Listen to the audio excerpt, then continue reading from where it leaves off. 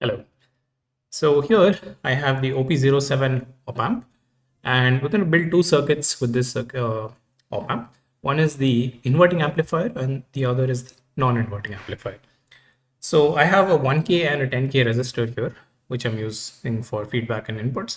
Let me just verify that these are actually 1K and 10K. So if I connect between sine and ground, uh, the resistance is being shown here as 10K for this one, and the other is nearly 1K, 1.005, something like that. Yeah.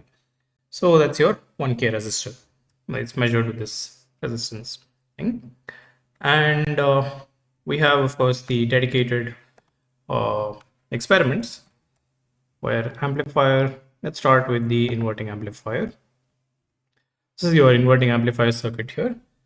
And we're going to use the sine wave from WG as the input signal. So if I connect it to A1 here, so the large signal here. Okay, so I need a small signal. So I can make this 80 millivolts. I'm going to use this as a small signal. And I'll just set A1 range as 0.5 volts. So I can see that small signal amplified. Okay, so now let me just quickly give the connections. So pin 4 is minus 6 volts. Pin 7 is plus 6 volts. I have the feedback resistor for between 6 and 2 here. And I need an input resistor Ri, which is, I can put it here. The input signal from the sine wave generator is going to go here. And that same signal, I'm going to monitor using A1, which is here. And the output of this setup, we're going to monitor with A2. And as the last step, I need to ground pin 3. So pin 3 is your non-inverting input, and that's grounded. So now, the moment I've made these things, I just make sure connections are steady. I will lose connection somewhere, so I think it's this orange wire. Yeah, it's the orange wire. 1 second.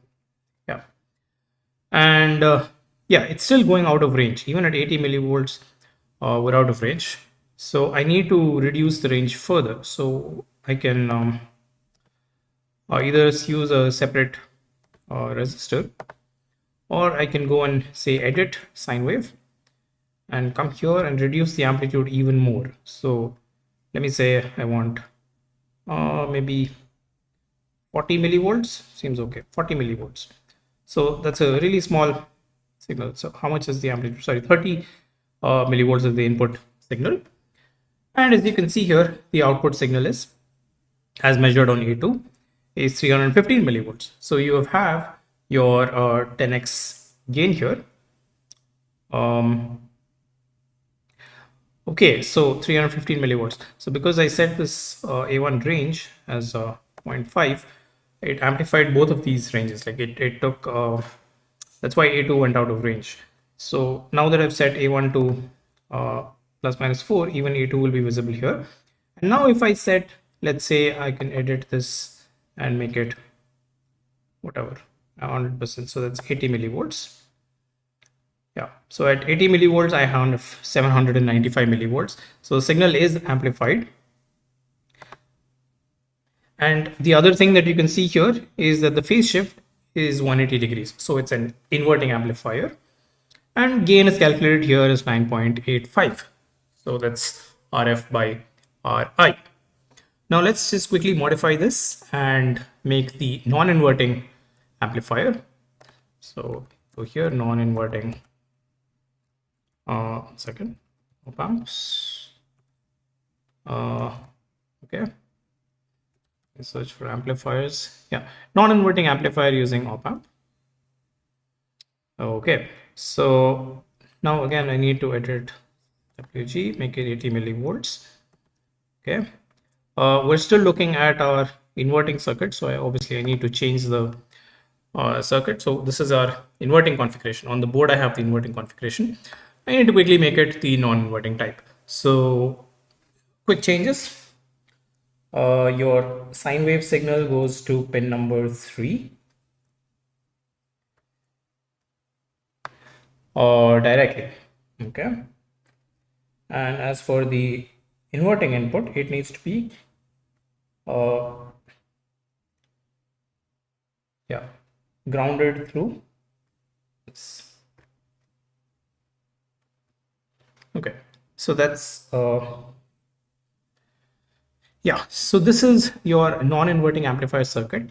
And as you can see here, for 80 millivolts, you're almost getting 880 millivolts.